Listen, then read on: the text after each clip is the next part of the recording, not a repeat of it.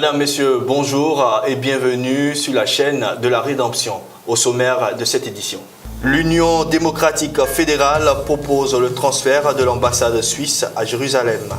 En économie, agriculture, le Gabon vers l'autosuffisance alimentaire. À l'international, le Venezuela où la présidentielle a été fixée au 22 avril 2018. Et puis nous recevons dans un instant Ange Série du service sport de la rédaction. Entamons cette grande édition du journal avec de la religion. L'édition 2018 du Centre évangélique d'action et d'information n'aura pas lieu. Le traditionnel rendez-vous des pasteurs, éditeurs et organisations chrétiennes de novembre traverse une période critique suite à 2 éditions polémiques.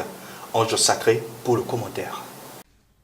Le conseil d'administration du Centre évangélique d'information et d'action a informé ses membres du report de sa prochaine édition à l'an 2019 pour se donner du temps pour une réflexion approfondie d'amélioration de la formule actuelle du Centre évangélique d'information et d'action avec des effectifs en baisse. Les responsables du CEIA ont tout de même décidé l'organisation d'un événement cette année puisque ce rendez-vous fête ses 70 ans d'existence. Un temps de célébration est prévu les 17 et 18 novembre à l'Institut biblique de Nord-Jean-sur-Marne. C'est en juin 1948 que 21 responsables du mouvement évangélique francophone, dont plusieurs avaient étudié avec Ruben Salens, fondaient à Nord-Jean-sur-Marne la CEIA. Il s'agissait pour eux d'échanger des nouvelles, de se concerter pour rendre plus efficace leur entreprise et de renouveler le lien de leur communion fraternelle. Et toujours en religion, en Suisse, l'Union démocratique fédérale a lancé le 31 janvier 2018 une pétition pour le transfert de l'ambassade suisse à Jérusalem. Jean-Jacques Denis nous en dit plus. Pour l'Union démocratique fédérale, un tel déplacement est logique. Jérusalem a toujours été la capitale d'Israël et cette pétition exige par ailleurs qu'un État autonome puisse librement choisir sa capitale, stipule entre autres le texte de la pétition. Le parti attend donc un signal plus clair de la part du Conseil fédéral et du Parlement sur ce point. Cette pétition fait suite à la reconnaissance de Jérusalem comme capitale d'Israël par le président des États-Unis Donald Trump le 6 décembre dernier et à sa volonté annoncée de déplacer l'ambassade américaine à Jérusalem. La pétition de l'Union démocratique fédérale vise 15 000 signatures et prend fin le 30 avril 2018. Pour rappel, créée en 1975, l'Union démocratique fédérale est un parti politique suisse qui se dit le défenseur des valeurs chrétiennes. Il est composé de chrétiens de différentes dénominations et s'engage en priorité pour la protection de la vie, de la conception à la mort naturelle, pour la promotion de la famille traditionnelle, pour des finances publiques saines et pour une politique de la drogue qui vise à l'abstinence. Ouvrons à présent la page économie. Retenons que le projet gabonais des réalisations agricoles et des initiatives nationaux engagées est un projet gouvernemental lancé en 2014. L'objectif est de promouvoir l'autosuffisance alimentaire au Gabon. Ces agriculteurs d'une coopérative agricole de Bitam dans le nord du Gabon jubilent. Ils viennent de vendre leurs récoltes aux commerçantes et à une société qui va transformer leurs produits. Ces hommes et femmes font partie du projet Graines, la gabonaise des réalisations agricoles et des initiatives des nationaux engagés. Un projet gouvernemental lancé en 2014 est destiné à revivifier la production agricole nationale et à sortir le pays de la dépendance alimentaire, notamment du Cameroun voisin. Je vis à Port-Gentil et souvent je traversais l'autre côté du Cameroun, acheter le manioc et puis la banane. Bon. Il y a un monsieur qui m'avait intéressé, qu'ici à Bitam, on a du bon produit à un bon prix. Et quand j'ai essayé, en tout cas c'est la qualité et c'est moins cher. Donc je me suis abonné avec eux. Le projet est implanté dans les 9 provinces que compte le pays et selon les chiffres du gouvernement, le programme a généré quelques 1200 emplois et devrait s'étendre sur un total de 200 000 hectares. Les cultures sont principalement le manioc, la banane et la noix de palme. Nous jouons plus sur la qualité. Vous verrez les régimes de bananes tels qu'ils sont posés là, c'est des gros régimes qui sortent de nos sites. Et les régimes de l'autre côté sont plutôt critiqués pour l'excès d'engrais, ce que l'on ne retrouve pas dans nos régimes de bananes. Et c'est pour cela que nos régimes sont très appréciés et très demandés. Là, les produits que vous voyez là sont déjà tout achetés. Tout simplement parce que la qualité est au rendez-vous. Lors de son lancement, l'objectif ambitieux du projet Graines était de créer entre 15 000 et 20 000 emplois et mettre en exploitation 200 000 hectares en 5 ans, de même que tracer 3 000 km de pistes d'accès aux plantations et autonomiser 30 000 familles grâce aux coopératives impliquées dans le projet. Un mouvement de grogne sociale gagne le Tchad depuis quelques semaines. Les organisations de la société civile décrètent le jeudi de la colère, une manière de protester sans rassemblement. Alors qu'un mouvement de grogne sociale gagne le Tchad depuis quelques semaines, ce jeudi a été décrété par les organisations de la société civile le jeudi de la colère. Une manière de protester sans créer des rassemblements et d'exprimer le désespoir face à la gravité de la situation. Conséquence de cette opération, les hôpitaux tournent au ralenti et les écoles sont fermées, de quoi susciter l'inquiétude des populations. C'est une situation sociale intenable. Et nous nous demandons bien, est-ce que le gouvernement cherche des solutions à cette crise qui prévaut?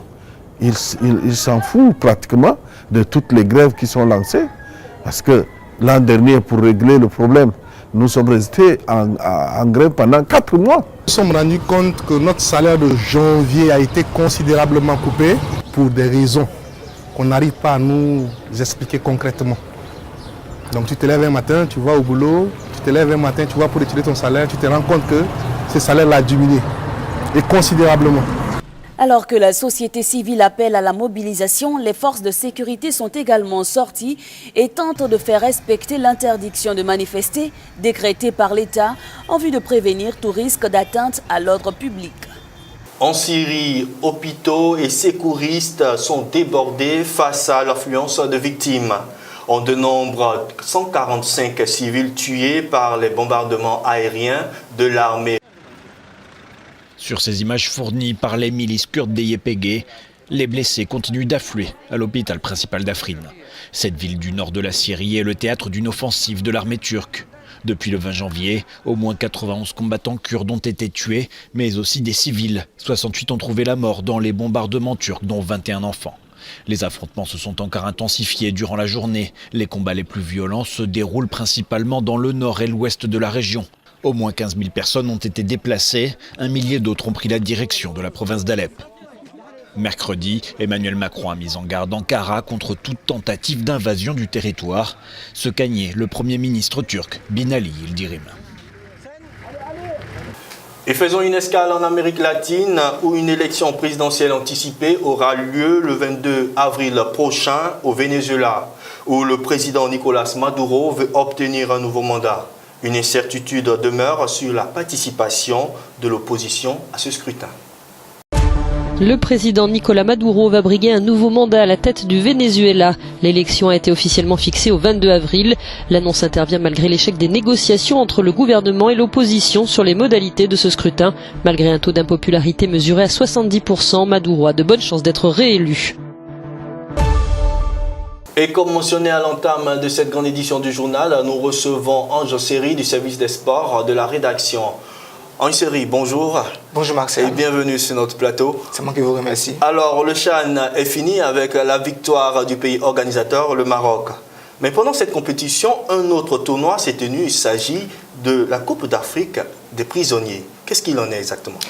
Effectivement, dénommée African Integrity, une autre Coupe d'Afrique des Nations, mais cette fois-ci pour les prisonniers, s'est déroulée avant la finale du Championnat d'Afrique des Nations. Suivons cet élément. Une grande première dans l'histoire du continent, la Coupe d'Afrique des prisonniers. Dénommée Africa pour toujours, ce tournoi inédit a été récemment organisé par la Fédération marocaine de football et l'administration pénitentiaire du Royaume chérifien en marge du 5e Championnat d'Afrique des Nations qui prend fin ce dimanche. Issus de 12 pays africains, ces jeunes prisonniers ont trouvé là une occasion de déployer leur talent, mais aussi de s'y divertir. C'est vrai que notre équipe nationale de la prison est très petite. Elle n'est pas comme celle qui joue en ce moment le CHAN. Mais ce qui est très important, c'est la joie, c'est l'unité retrouvée parmi nous les détenus. Nous sommes venus ici aujourd'hui pour revivre avec ces prisonniers cette fête de football du championnat d'Afrique des Nations. Nous avons découvert des cadres de haut niveau et des détenus qui sont des joueurs très talentueux et très doués.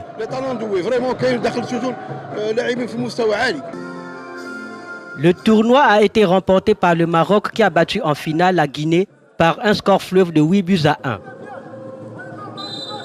Voilà qui va peut-être inspirer d'autres établissements pénitentiaires d'Afrique où les divertissements sont quasiment rares. Mais qui sait s'il y aura une deuxième édition d'Africa pour toujours. Alors c'est un événement inédit puisque le Maroc a remporté le championnat d'Afrique 2018 et vient aussi remporter cette coupe Integrity qui est celle des prisonniers.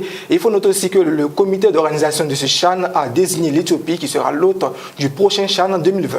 Alors, en ce qui concerne Pyongyang 2018, les Jeux olympiques d'hiver les plus africains de tous les temps.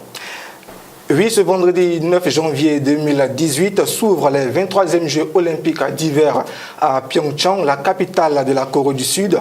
Au-delà des implications politiques et diplomatiques que revêtent ces Jeux, un fait majeur pour le sport africain. En plus d'un demi-siècle d'existence, il y aura plus de drapeaux africains à la cérémonie d'ouverture que jamais auparavant. D'autres événements sportifs à l'horizon.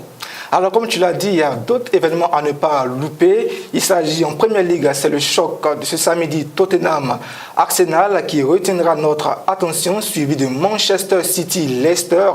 Côté Serie A, la Fiorentina défiera la Juventus de Turin à l'Arc Mio-Franchi et le leader de ce championnat italien, le FC Naples, recevra à domicile le 3e de la Lazio. Et en France, l'AS Saint-Etienne sera opposé à l'Olympique de Marseille pour débuter cette 25e journée. Et dimanche, on aura Nantes-Lille et Lyon-Rennes. Dans le rugby, l'ancien sélectionneur de l'Afrique du Sud, Peter De Villiers, a été nommé à la tête de l'équipe du Zimbabwe.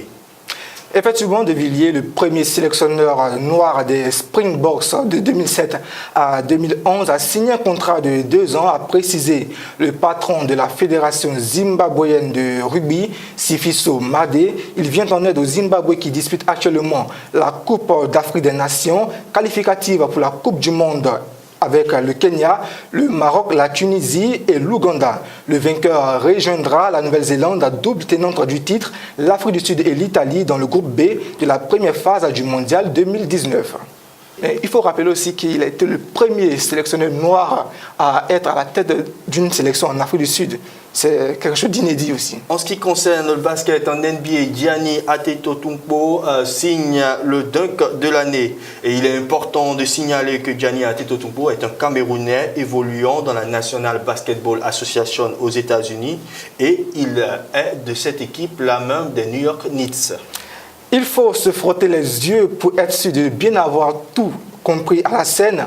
Au cours du 3e quart-temps du match opposant les New York Knicks aux Milwaukee Bucks, Gianni Antetokounmpo, servi par Chris Middleton, termine un alley-oop en passant par-dessus Tim Hardaway Jr. avant de conclure l'action rageusement. Cet homme même qui brille de mille feux, qui hausse brillamment et efficacement le drapeau camerounais sur le toit de l'Amérique.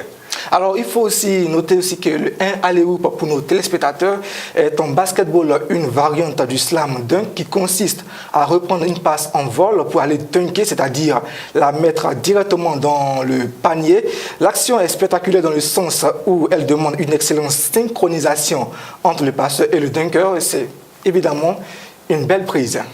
Alors, Série, merci d'être venu sur notre plateau. C'est moi qui vous remercie, Martial. Bien, téléspectateurs de la Voix Sainte Télévision, c'est sur cette note sportive que prend fin ce journal. Je vous souhaite de passer une excellente journée sur les programmes de la Voix Sainte Télévision. Shalom.